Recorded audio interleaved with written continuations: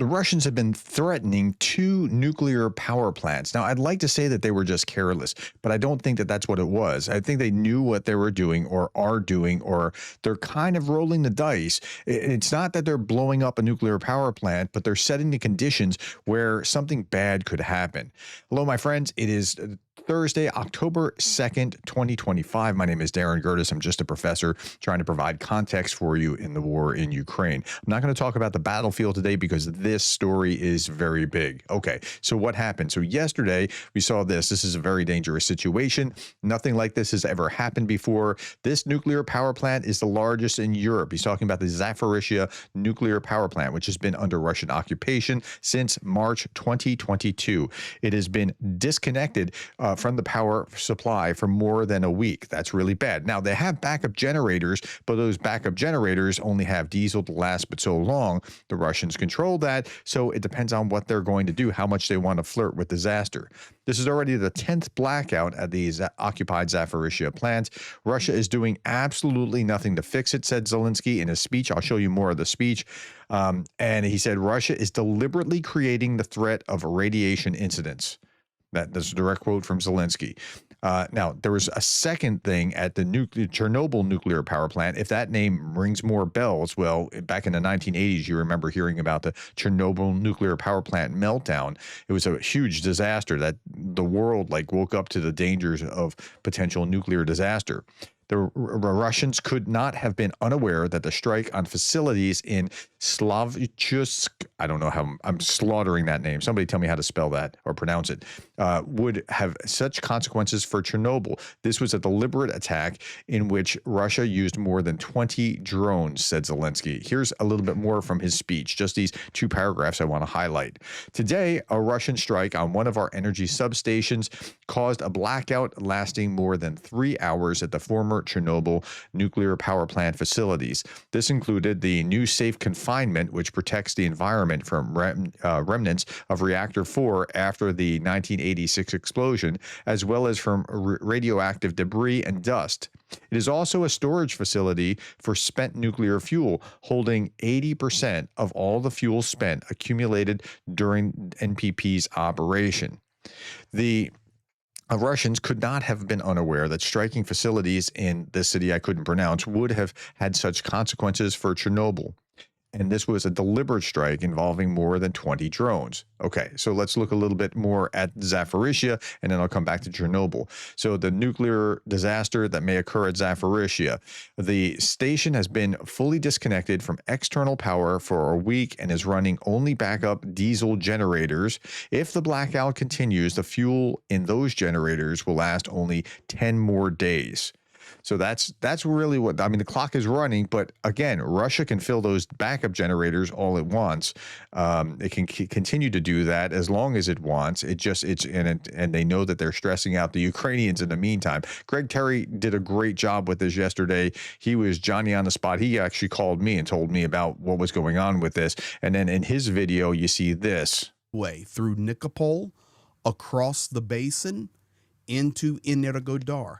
That's the power lines going into the Zaporizhzhia nuclear power plant. So the power for the nuclear power plant comes from the Ukrainian side, not the Russian side. But the Ukrainians can't actually fix it because the Russians are shelling them. That's the problem. Come down through Zaporizhzhia and into Energodar to the nuclear power plant. The lines do not come this way. They come from Ukrainian-controlled territory. This is why Zelensky is saying the Russians are shelling these power lines and not giving us the ability to repair them to get energy back to the nuclear power plant. But the Russians are trying to make it sound like it's the Ukrainians' fault. They're the ones that are causing this to be a problem. No such thing. The Ukrainians don't want a nuclear meltdown, not another one on their territory.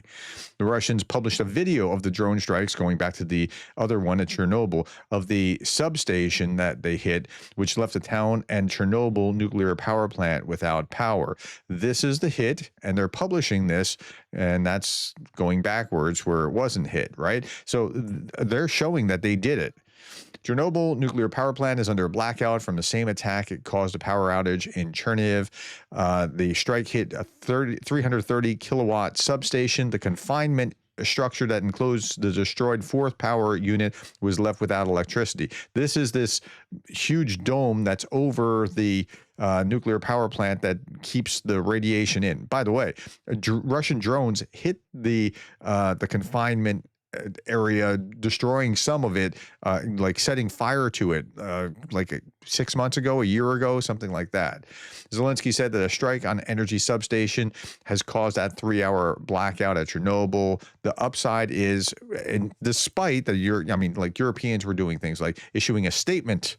They issued a statement that asking Russia to stop the war around occupied Zaporizhzhia nuclear power plant, currently powered by backup diesel generators. Nothing's happened there. But despite what has happened, the power supply has been fully restored to all facilities in Chernobyl. So that one's okay now. But still, the Zaporizhzhia one is still an open question.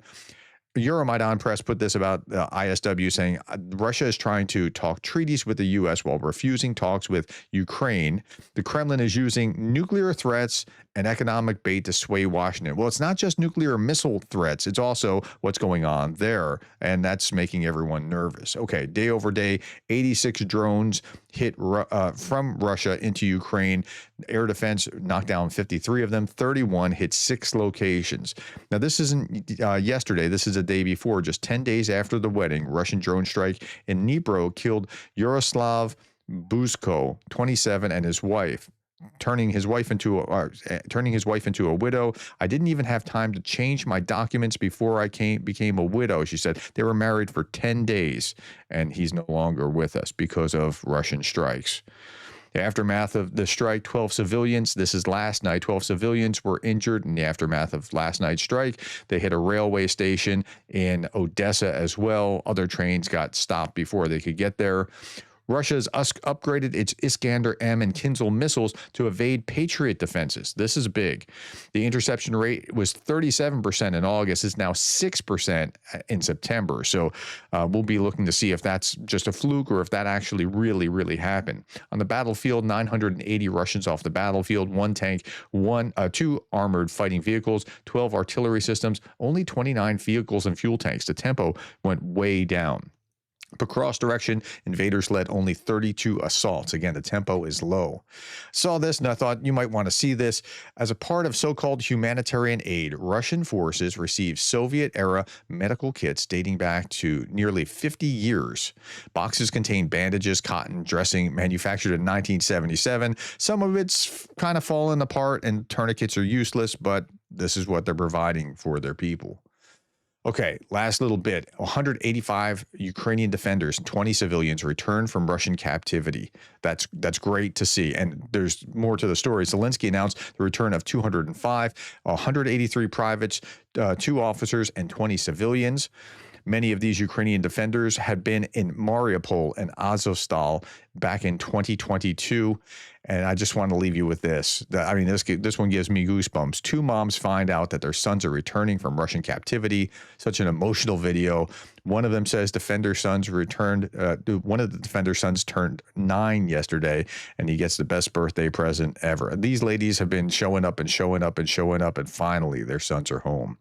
All right, my friends, that's all that I have for you today. Thank you for your time, the likes, the shares, and the subscribes, and thank you for being the kind of person that cares about Ukraine.